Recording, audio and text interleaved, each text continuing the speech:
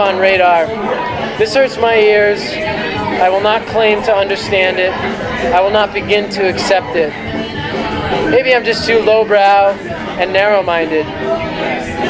Remember Devo? Devo was fun. I understood Devo. Arab on Radar is a little like Devo, but infinitely more so. More strange, more repetitive, more pretentious, more noisy, more distorted.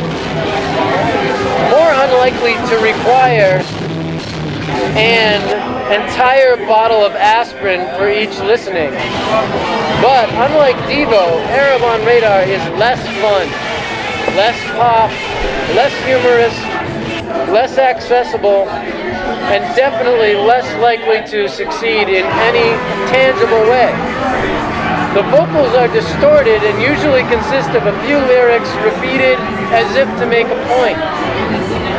The music is a repetition of abrasive sounds that ends up sounding like an air raid siren at the wrong speed, with a lot of other stuff thrown in to make it sound more confused. Assuming Arab on Radar has something important to say, I doubt if anyone would consider it important enough to suffer through listening to it. Alyssa Dennis. Well, that's what I think of that interview. I said burn it. Burn, baby, burn. We're gonna get in trouble for this. My name is Mr. Type A. I play guitar. I call myself Mr. CD, clinical depression, and I play guitar. One of the guitars, 6-string guitar.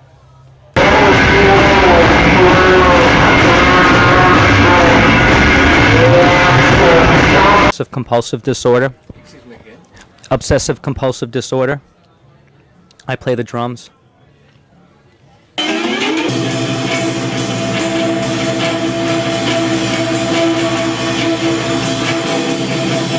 Mr. Potty Mouth, I do all the dancing and singing.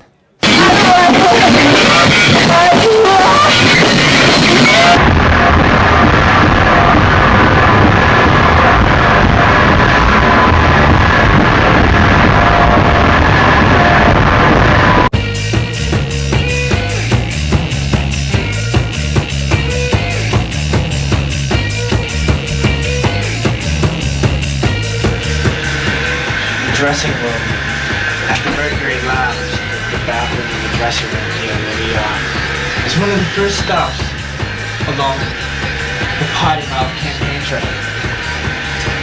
sending positive messages in bathrooms around the United States of America.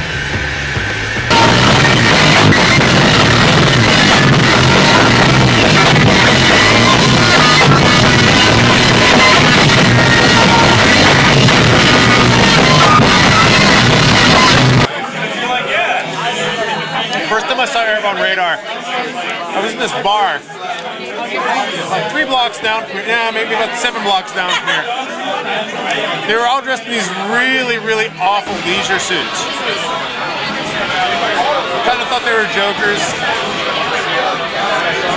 Wrote them off before they played. And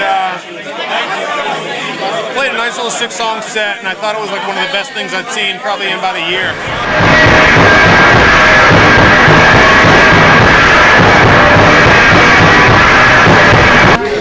I'd like to just make a point again about Arab on Radar has always kind of like excelled at just like the packaging, and I think like the original tape is an excellent example just in terms of like generally speaking the packaging is quality, high quality.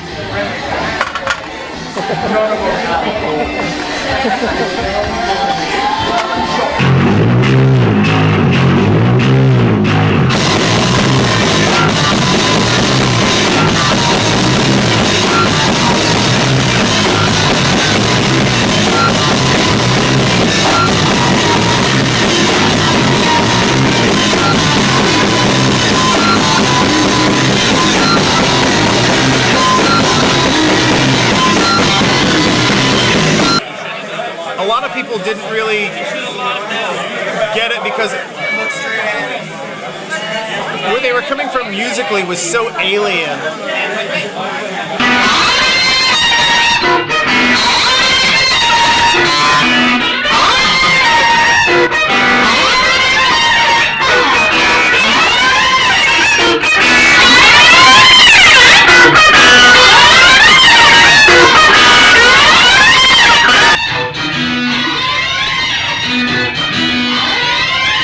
These guys fucking rock. They're really good.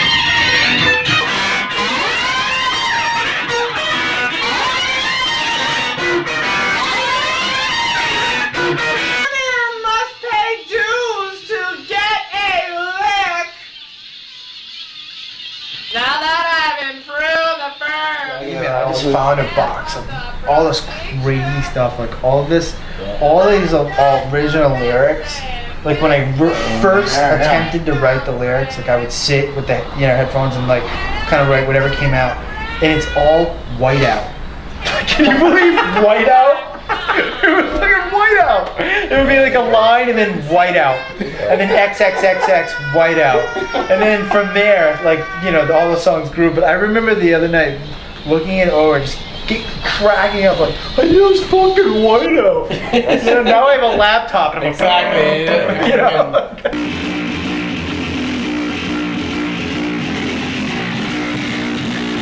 That is like, think about Rough Day at the Orchestra was recorded with her.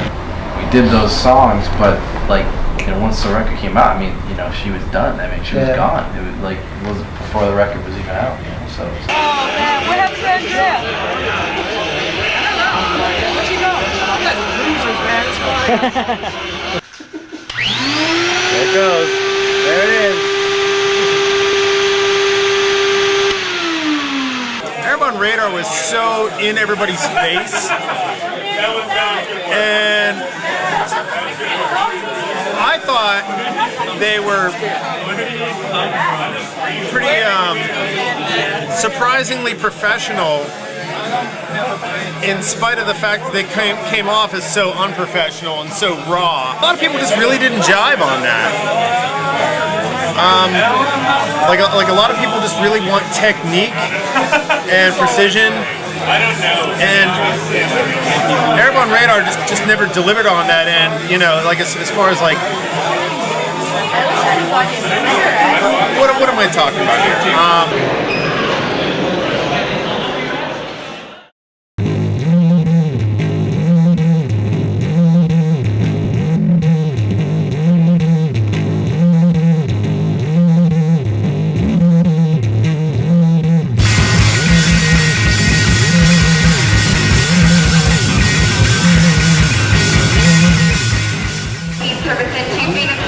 Continuing on to Oakland. If you're in possession of a blue-colored boarding card, please report to gate 27. But honestly, one of the biggest reasons that I wanted to be in a band was to travel.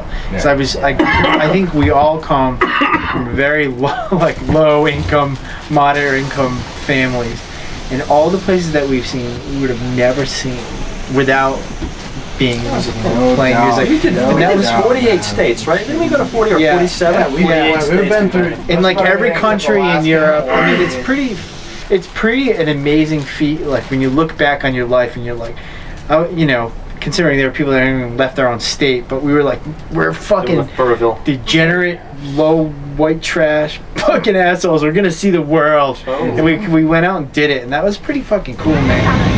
This is why we're not allowed out of the country. We're so smart. Oh, let's go to England. And we went to Dover and we went to the thing and the guy dropped us off and take the van on the ferry. Pretend, and we're like all these 4 guys all dressed like fucking guys in bands. Trying to sneak in. Yeah. And I remember John, it was the total opposite. He was just like, top of the morning to you, like this offensive to our British customs, like top of the morning to you, it wasn't even British. And the guy was like totally was just like fucking open the gates for him, And then we're just like, hey, and we got like you over here, you over here, and they tore us. Remember? No, she's not smart. Oh, you kid. When the second time she got pregnant, she told me how to get married again,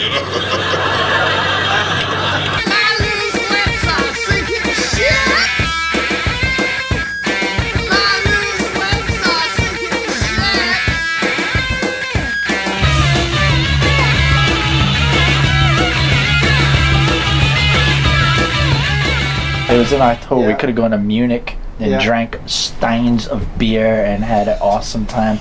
I was like, it was a choice between Oktoberfest or going to Dachau fucking concentration camp in the rain. First of all, we drove to Dachau the only day we could get off. There was torrential downpours, so we walked around Dachau, the most depressing place on planet Earth, while it was pouring rain. We were just like, must see this, must see it. No, but it was like, remember we parked the van, and then you had to like, get on like a bus or something. We got on a bus and we took a train. And then we took a train somewhere else, like thinking, wait, is this Dachau? Is this Dachau's Dachau? really depressing. Yeah, and then we kind of get off the train and we're like, where the fuck is Dachau? And then finally we asked them and they're like, you were just at Dachau.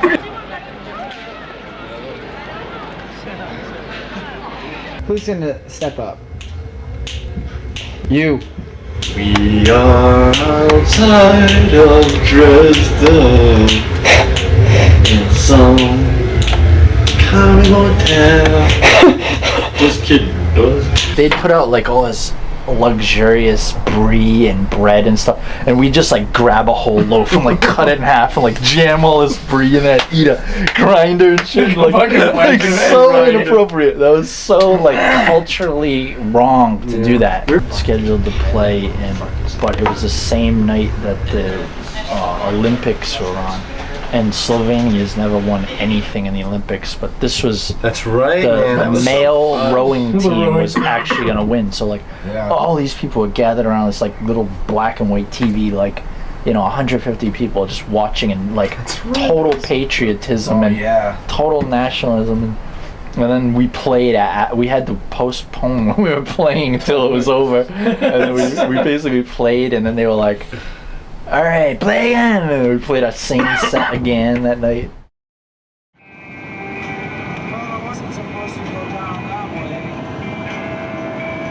The thing about the touring too is like you go to all these places you never go in your life, and you can never stop and fucking see anything. The Waco was the first time, and you were like, you stuck to your guns, man. I remember that too. We were all like, oh, we gotta sleep, we gotta do this, and you're like, come on, man, Waco, Waco. I'm like, Waco, like. And then it was like, geez, man, like I'm so glad you fucking talked us into that. I think I did. Well, the first time I ever saw him, he was riding away in a sheriff's car. He's sitting behind the deputy. And I'm looking at him and thinking, who is this long-haired hippie, right? And I find out this is David Koresh. He had just shot George Roden, just wounded George. And that formed my opinion right there. It was just fucking Harley, like, no, you figure someone even wanted to have it. I remember I had a bullet casing, there was bullet casings. Yeah. There was the FBI, like, there was like the hazmat suits, the face masks, like, that was what was fucking so crazy about it. I mean, is there footage of that crazy woman? Yeah, I have all the footage of that woman. Was fucking beautiful. Here's a picture of David Koresh. People followed us. These wow. This is the shit. I actually fucking still have this shit. The bullets? Nice, man. Oh, nice. I don't know what this is. A brick piece of hash. Smoke it. Oh, look at that, man. Like, this should be evidence, man. This is some kind of like plastic explosive shit.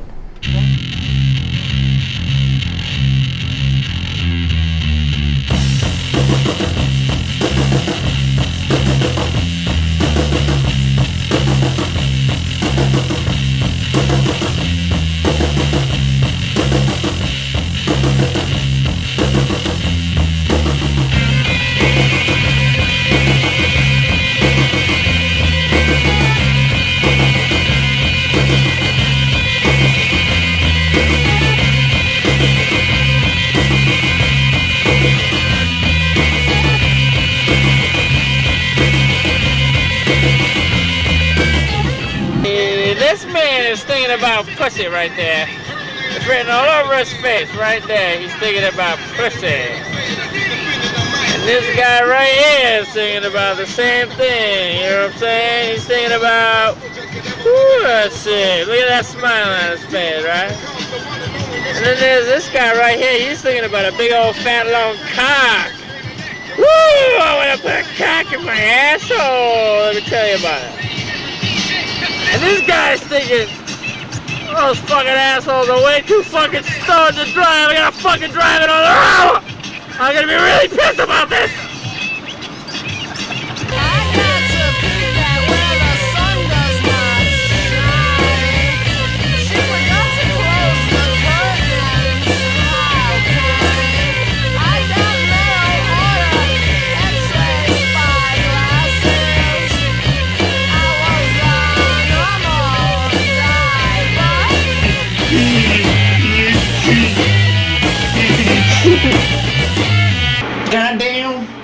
I'm not stepping in a teleportation panty hole over here. This is what they call bidet.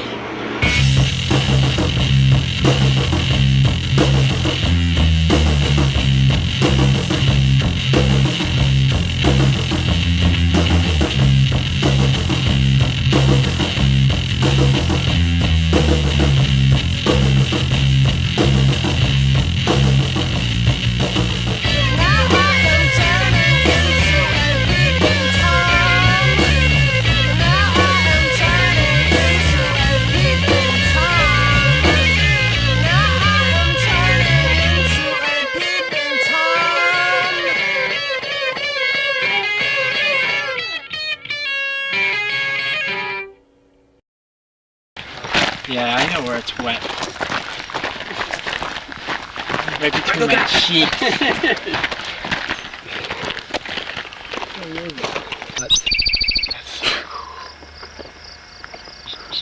Fuck me! That's what it's saying. Fuck me! Fuck me! My pussy's wet.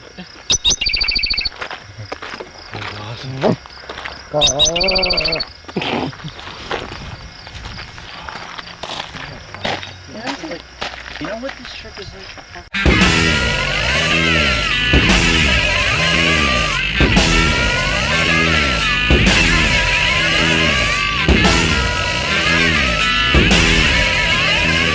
Remember that we showed up for the show. We thought we were so late, like 10:30. We show up to like the Red Roof Inn or whatever it was called. And we're Dixie like, Tavern. Dixie Tavern, Oh, that's yeah. right. Yep. And we're like, where is everybody? What the fuck? Finally, at like 11 o'clock, this crazy girl walks in, tripping her face up. Oh, the show won't start till like 1, 12:30. Like, what? Exactly. Then like we were like, the rainbow fanny pack shows up in a flatbed truck. Jump out. There's like 8 guitars. Play the show. Then we play. The show ended at 4 in the morning. So and she's like, okay, we're gonna set up now. I'm gonna pay you in electric Triscuits because the show didn't do so well. We're like, electric what? What? Yeah, they're Triscuits dipped in acid. We can't pay you in money, so we had to take acid for like the show, so we couldn't get paid.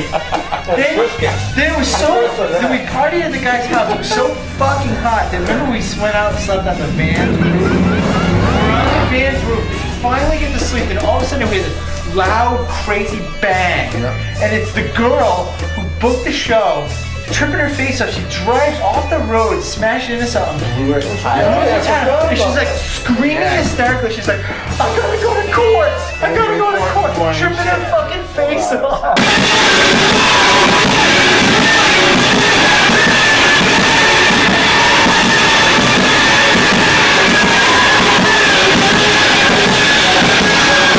Remember we'd play a show, you'd rock the stage, and then you had nowhere to stay and you'd sleep on the stage. Remember how many times we slept on the stage? I remember Ypsilanti, we slept on the stage in Ypsilanti, and it was like, you know, play the show, rock the show, you guys, you know, like, wow, holy shit, this band, you know, you're like delivering your art and this and that. And then you sleep on the stage and then like, shit's going on. And before I knew it, I look up and Jeff is sitting in a chair and someone is sculpting a bust of his head for like 7 at the club we played at, and already did our thing for like 7 hours until sunup. She's sculpting it, and by the end of it, it was Jeff's head perfectly. We gotta find that. I want that. I want a picture of that. It was like ghost or something. It was perfect. That sculpture It was perfect. That really happened. It looked like motherfucking you. It was you. I mean, I remember walking in the bathroom and there was puke. Not on the floor. There was like an inch on the floor, but there was puke off of the walls, like dripping down the walls, and the urinal was like somebody just bazooka barfed all over the whole. And I remember just walking in and be like, "This is like out of a horror movie." So cute. Move your asses, you motherfuckers! Jack me up! Jack me up! Sex in the sun. Sex in the sun. Oh yeah. Sex in the sun. Sex in That cat ended up having like a having like a drug like fucking night of drugs. Like I remember the next morning I woke up and it like drank all the fucking tea and like ate the tea bag shit. Like I remember trying to get my tea from it and it went like fucking. And I remember being all like, "This fucking cat's gonna kill me." they like put that thing out. It climbed up the chimney of the house and this cat smashed the window out of the bathroom window. Yeah. Came back in and came down and went right after the men.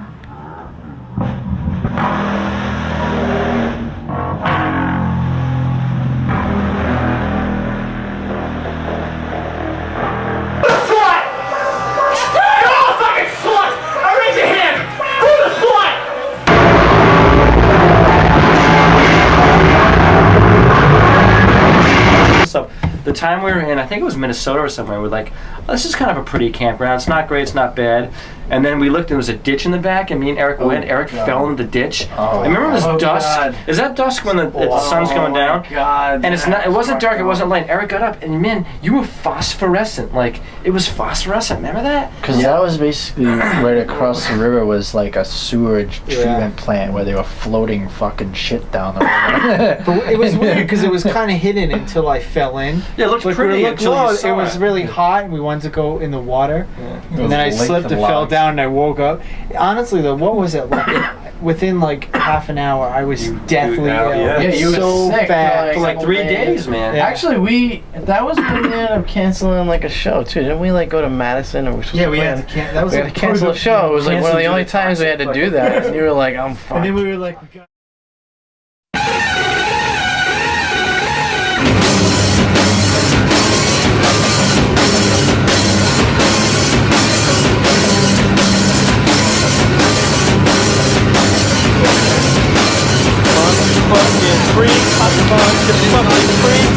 Well, it seemed like it was kind of cool. It was the first time all these bands did it together. Every few cities, there'd be remember the rotating bands like Wolf? What was it? Wolf Eyes, Blood Brothers. All the fucking like rotating. It was just cool because it was like this tour and we go to different cities, but then it'd be different bills.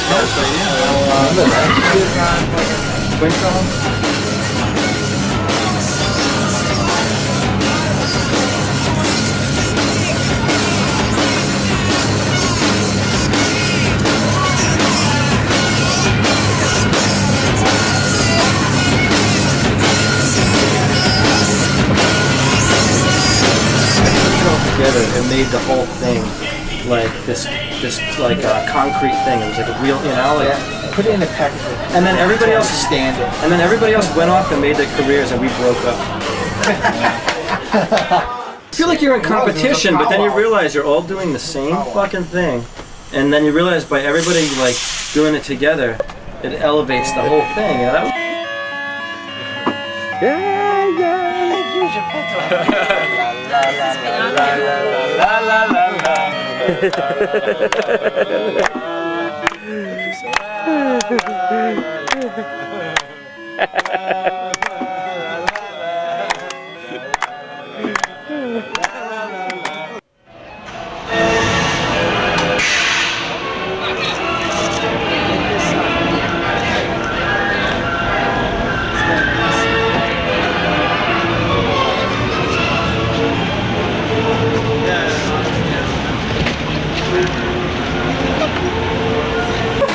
Tensions would run high once in a while. Steve would really get fucking upset for no reason. You know, Eric would argue about things. I don't know. Jeff would just sort of morose about the whole deal and just be like, whatever, fuck all of this. Craig was a little bit on his mind as well. This was also like long before, or actually long after.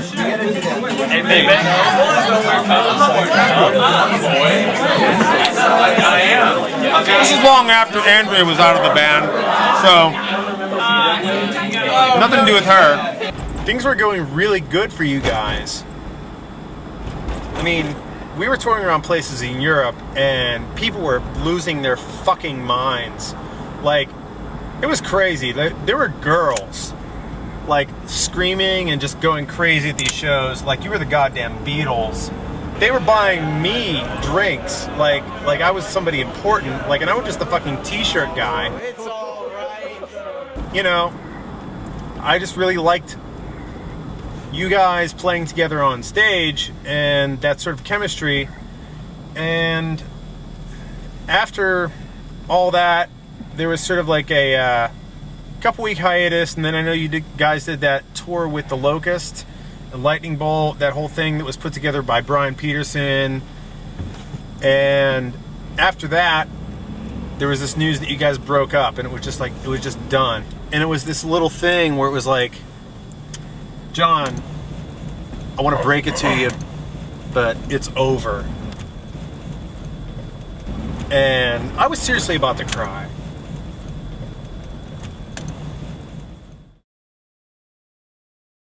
And I really feel like our artistic statement was bookended in a very interesting way. Like, we crawled out of the gutter, played this righteous shit, made it to a pinnacle where we basically own the shit, you know what I mean? And total confidence. You can actually make something out of nothing. Because we had shit. And then we somehow whipped up this fucking fury, and I'm completely happy with stopping when we did rather than continuing